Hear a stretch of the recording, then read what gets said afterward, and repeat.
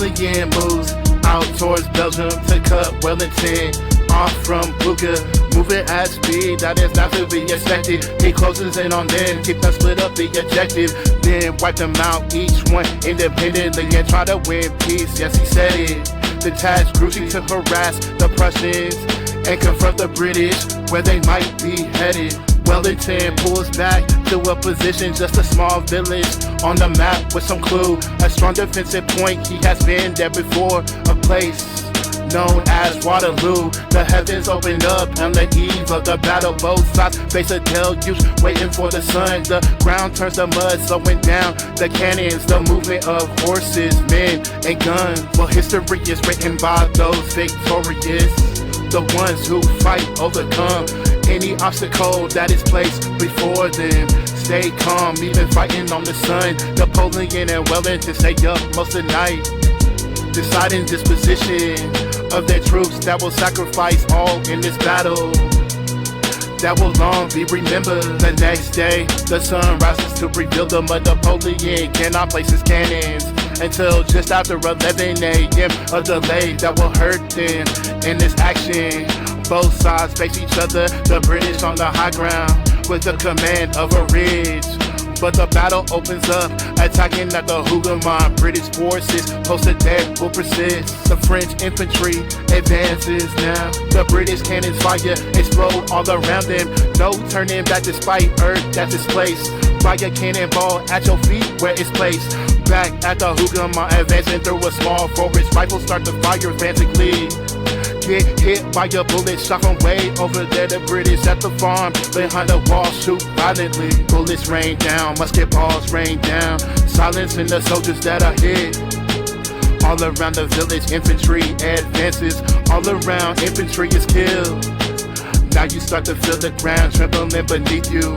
That's the cavalry advancing, drawing out swords, drawing out lances to chase you down. Despite their enhancing, the British heavy cavalry now charges forward, looking to rout their infantry. Recklessly forward, the horses thundering. Triumph doesn't follow, you see. The charge, it descends into chaos falling off. Royal Dragoons resist, fierce, inflicting casualties on the British brigades. Both soldiers and officers, they pierce. Napoleon's health takes him from the battlefield.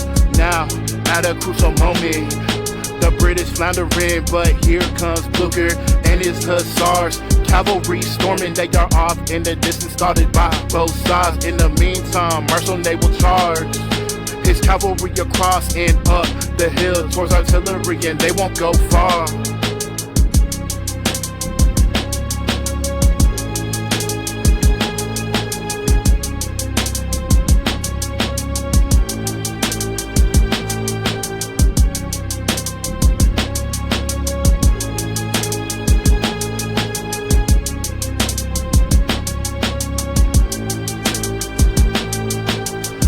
In another village that becomes a grave. It doesn't matter which nation falls, they will say. Both sides fought valiantly to win, yes they say. But courage is only for the living, not the dead. Here in another village that becomes a grave. It doesn't matter which nation falls, they will say. Both sides fought valiantly to win, yes they said. But courage is only for the living, not the dead. Marshal Ney and his men charge up the escarpment towards artillery. Grave shot causing losses. Eventually they cause the artillery to flee up over the ridge where the British form a flawless into square formations, holding strong against the charge. Firing at horses, hate to say it, but they fall. Volley after volley, Ney's men whirl around just like a cyclone. The guns and hoods the only sound. Here in another village that becomes a grave. It doesn't matter which nation falls, they will say. Both sides fought valiantly to win, yes they said. But courage is only for the living, not the dead. Here in another village that becomes a grave. It doesn't matter which nation falls, they will say. Both sides fought valiantly to win, yes they said. But courage is only for the living, not the dead. Now the Prussians arrive off in the distance. A steady torrent of hussars flow like a river through the battlefield, falling on the French flanks. Napoleon is wondering where Grouchy is, he thinks. Panic starts to set in, the tide is now changing. Infantry and cavalry routed, yes they're breaking. The hay and the Huguenot backing out thy hands. Who will stand strong against the odds? Elite men, the Imperial Guard keeps moving through the battlefield. They are choosing death or glory. Well, maybe both. In the chaos of a battlefield with mud, blood, and smoke.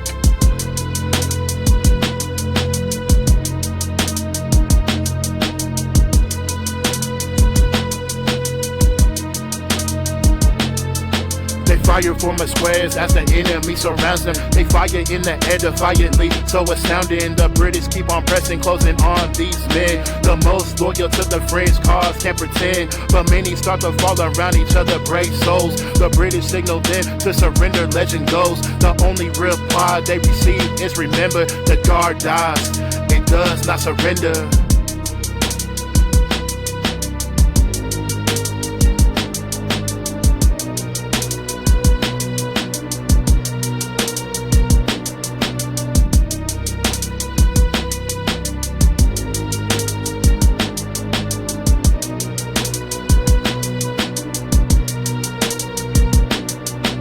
As a battlefield now deteriorates, blood from the dead flows like a river through the mud.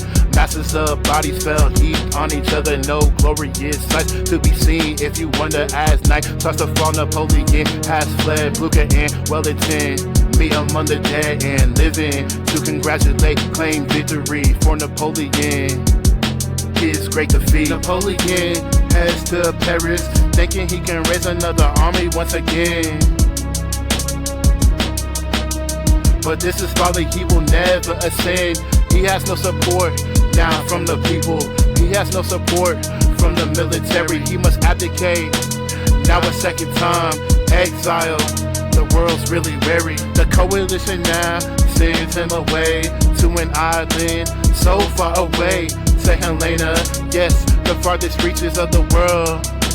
Yes, they're learning, never again can he escape fate. At St. Helena, he is left yearning.